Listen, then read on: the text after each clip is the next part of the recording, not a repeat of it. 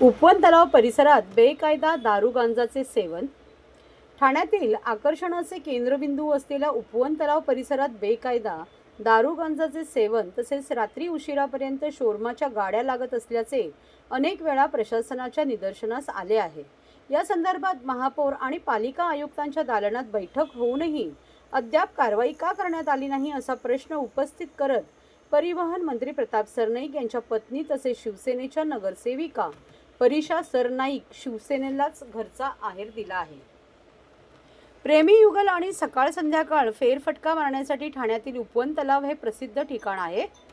उपवन तलावाच्या काठावर अनेक सांस्कृतिक कार्यक्रम होत असतात। या ठिकाणी आता भव्य विठ्ठलाच्या मूर्तीची स्थापना देखील करण्यात आली आहे।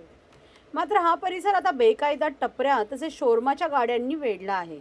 याशिवाय या परिसरात गांजा सेवन करणाऱ्यांची संख्या देखील वाढली असून यामुळे महिलांची सुरक्षा देखील धोक्यात आली असल्याची बाब शिवसेनेच्या नगरसेविका परिशा सरनाईक यांनी सभागृहाच्या निदर्शनास आणून दिली।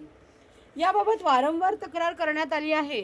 तसेच पालिका आयुक्त सौरभराव आणि महापौर शर्मिला पिंपळकर यांच्या दालनात बैठका होऊनही कारवाई झालेली नाही। कारवाई का होत नाही आणि कधी होणार असा प्रश्न उपस्थित करत कारवाई करणार नसाल तर विठ्ठल मूर्ती दुसरीकडे स्थलांतरित करा अशी हतबलता त्यांनी व्यक्त केली। दरम्यान प्रशासनाला कारवाईचा वेळ वाढवण्याचे आदेश देऊनही कारवाई का केली नाही असा जाब महापौर पिंपळकर यांनी प्रशासनाला विचारला।